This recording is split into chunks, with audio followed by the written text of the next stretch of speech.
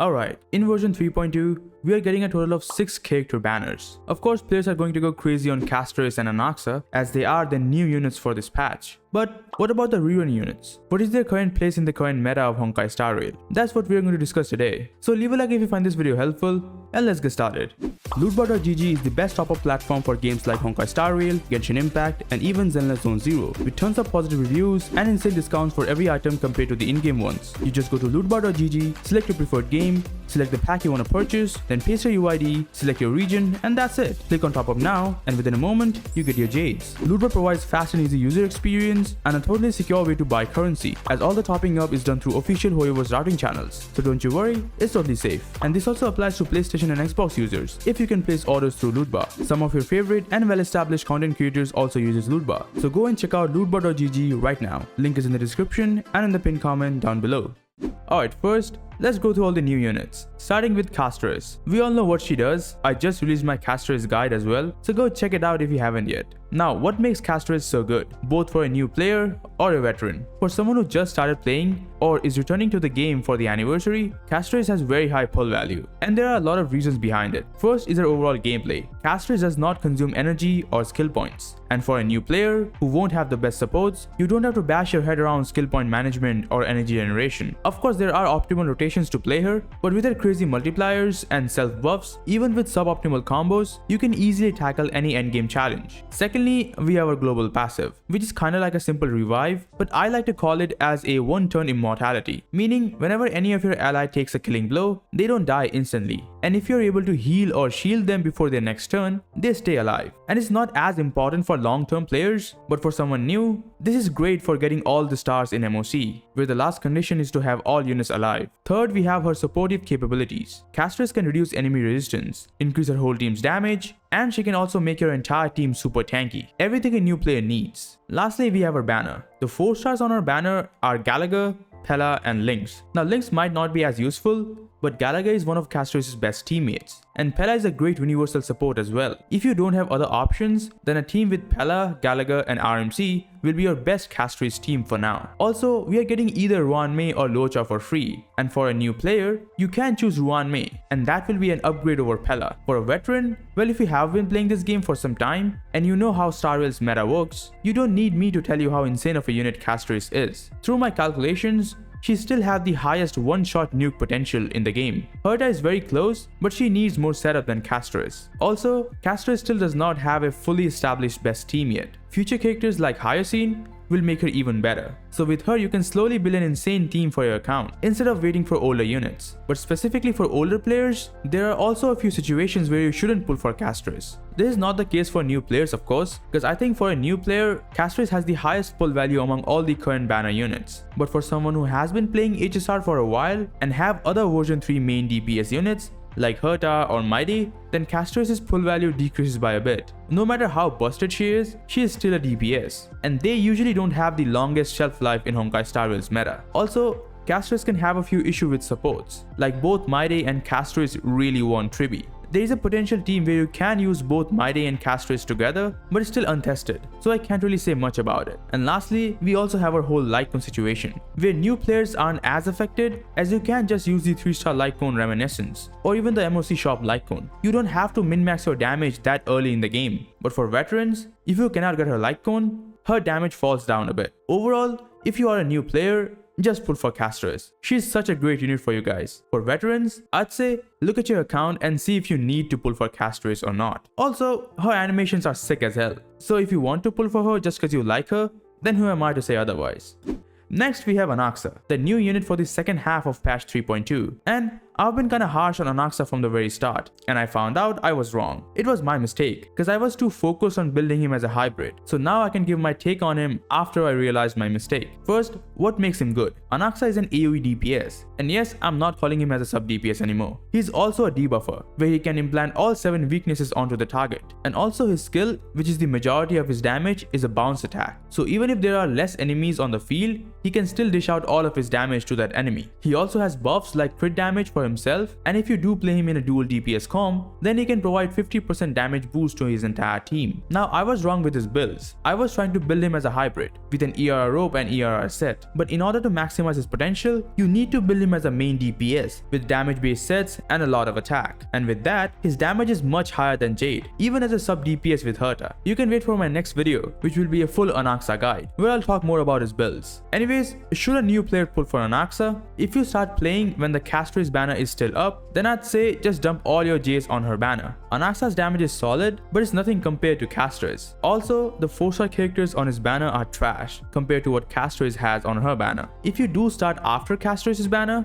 then I guess you can go for Anaxa. His all-type weakness implant will allow him to be used in any endgame modes against any type of enemy, and his team-wide buff will make his entire team stronger. He is great, but only if you cannot pull for Castorice. Now for veterans, his value depends on if you have the Herta and you want to get the best team for her. Anaxa is a solid upgrade over Jade for the Herta. Personally, I still won't pull for him since I already have Jade and she performs well enough. And the difference, though big enough, but it's not astronomically big. That's why if you really want to get the best team for the Herta, then his value is high. Players usually say he's like what Jiaoqiu is for Acheron, but personally, I think it's not that crazy because unlike Acheron, Herta is a lot less restrictive with her teammates. And we do have other options like Jade. Acheron did not have such options, and that's why Jiaoqiu was so important for her. As for the main DPS playstyle, Anaxa's damage is a bit inconsistent, and to make him deal solid consistent damage, there are certain requirements. First, he needs his signature Lycone and Sunday. Without these two things, you won't get good enough results. Now we are getting a free 4-star Lycone, which is looking to be an awesome option for him, but overall, he is worth it for a new player only if you cannot get Castorice. And for veterans, if you really want to maximize your The Herta team, only then you should pull for him.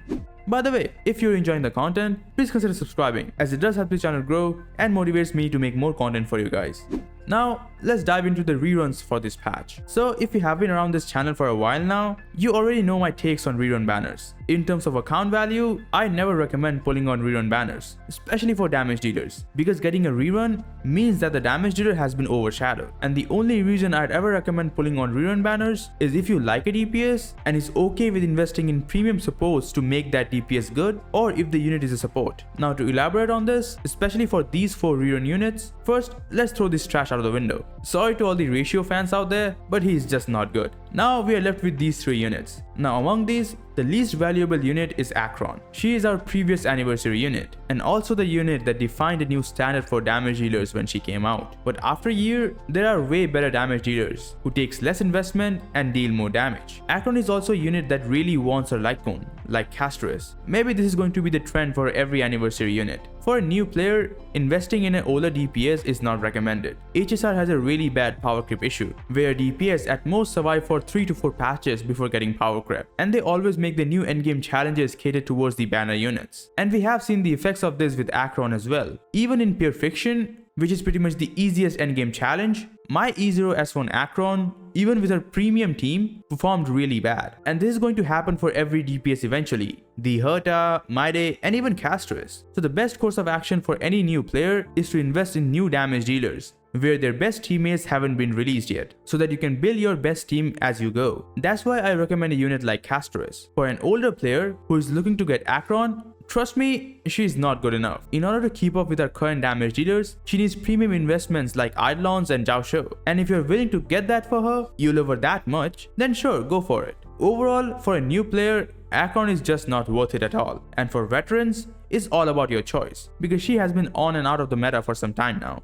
Now above Acheron, we have Jiaoqiu. He is a debuffer who can provide damage taken debuffs, and if your DPS deals loss of ultimate damage, then he can provide extra damage taken for ultimate as well. The main issue is that aside from these 2 things, he's a standard dot unit that have somewhat consistent dot application, which is great for Acheron, but if you're not using him with her, then it just simply applies damage taken, which is still great. But now in 2025, we have a unit called Tribi, who is overall more universal and have better damage amplification than Jiaoqiu. Of course, for a new player, Jiaoqiu can also work with Castorice as well, but is not as effective as someone like Ruan Mei, who we are getting for free, and a great pick for any new player. Also, we are getting one of Castorice's core supports in the next patch, being Hyacine. I'll talk more about her in a bit, but if you do have some J's left after pulling for Castorice, then saving them for future units will be better. As for veterans, the only reason you would think about pulling for Jiaoqiu is if you already have Acheron, or are planning to pull both Acheron and Jiaoqiu together. Now meta-wise, I don't recommend it, but it's your account, you can do whatever you want. And for that case, the single best upgrade you can give to your Acheron is Jiaoqiu. So overall, for a new player,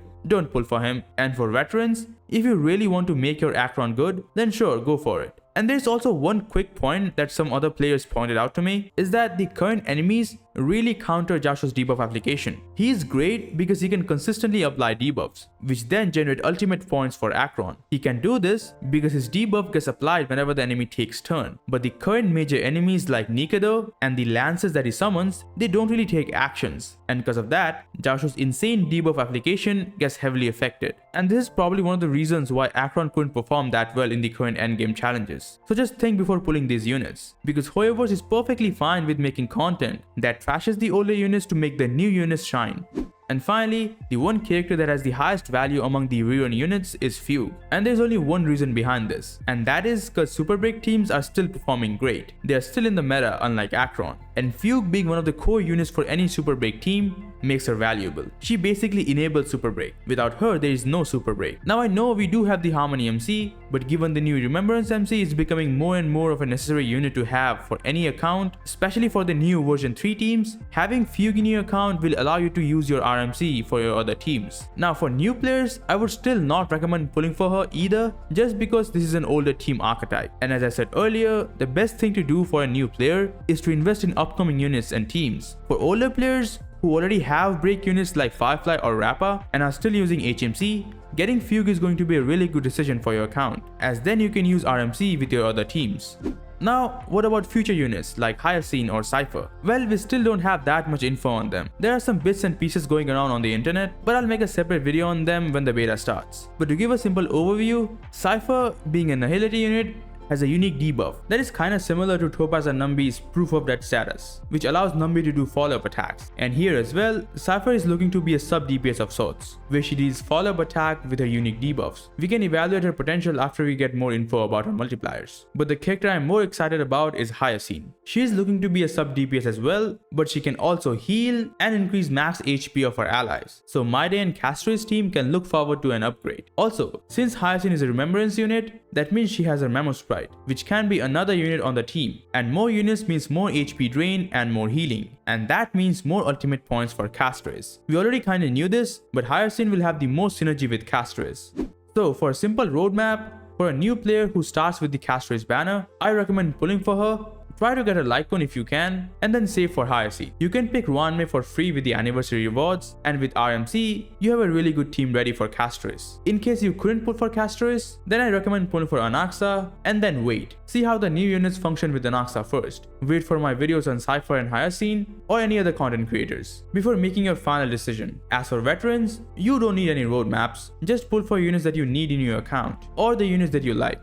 And that's going to be it for this discussion. The Castorice banner is looking really good for new players, and with the rewards, it's a great time for any new or early game player. Hopefully I managed to answer any questions you had about these banner units, but if you still have more, leave them in the comments and I'll try my best to answer them. Like and sub if you enjoy my content. Thanks a lot for watching, and I'll see you guys in the next one.